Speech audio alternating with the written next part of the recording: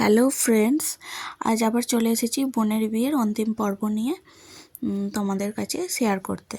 তো এটা হচ্ছে পরের দিন, বিয়ের পরের দিনে বিদায়ের সময়।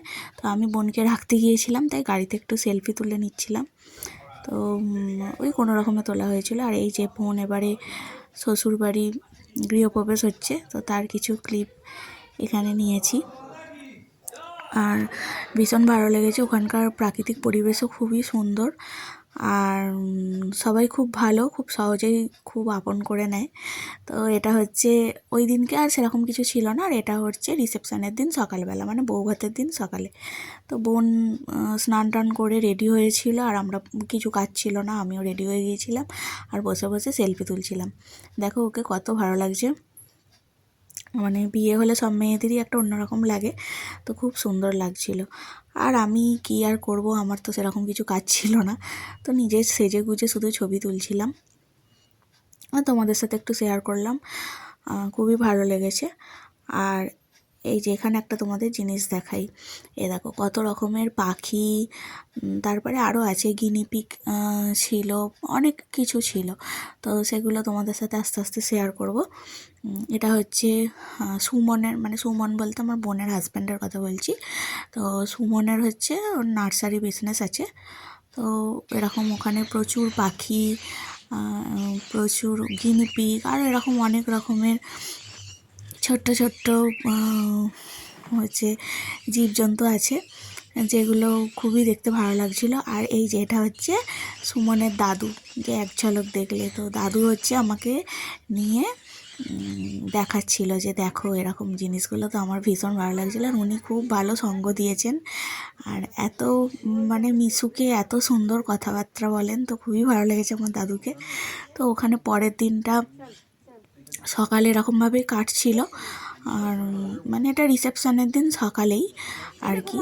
তো ওই সকালবেলা ঘুম থেকে উঠে আমি এগুলো দেখতে গিয়েছিলাম, আমার খুব ভালো লেগেছিল। আর এটা একদম চলে এলাম রিসেপশনের দিন ইভিনিংয়ে।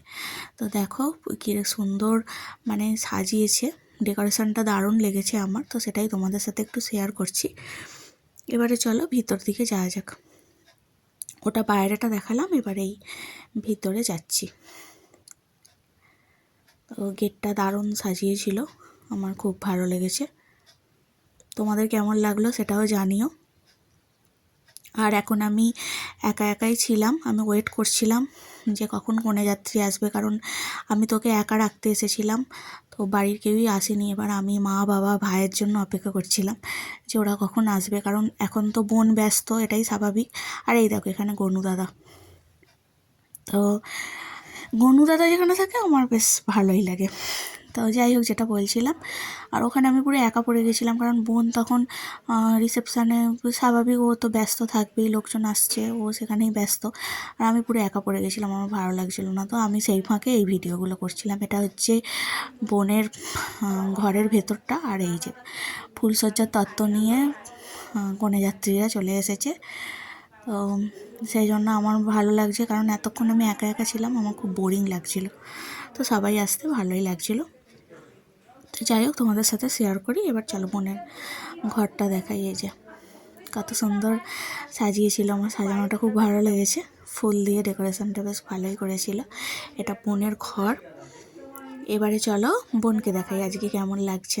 এই দেখো দারুণ লাগছিল লুকটা, ওদের দুজনকেই ভালো লাগছিল। আর তারপর ওদের সাথে আমি কিছু ছবি তুলেছি। আমাকে কেমন লাগছে সেটাও তোমরা জানিও, আমার লুকটা ওই দিনকে কীরকম লেগেছে। আর বোনের সাথেও কিছু সেলফি তুলছিলাম, কারণ ওদের বাড়ি আমাদের বাড়ি অনেকটাই দূরে, আবার কবে দেখা হবে জানি না। তো এই সুযোগে অনেক ছবি টবি তুলে নিচ্ছিলাম, ভালো লাগছিল।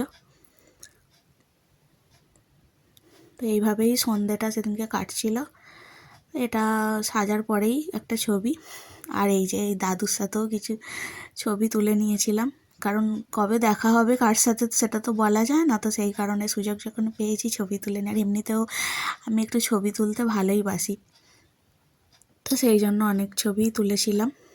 আর এখানে হচ্ছে আমার মা, ভাই, বাবার সাথে আর বোন আর সুমনের সাথে একসাথে সবাই মিলে ছবি তুলেছি। এটা আমার ভাই ছবি তুলেছে। আর আমার লুকটা কেমন লাগছে সেটাও জানিও, আমাদের সবাইকে কেমন লাগছে সেটা জানিও। তো চলো আজকের মতো টাটা।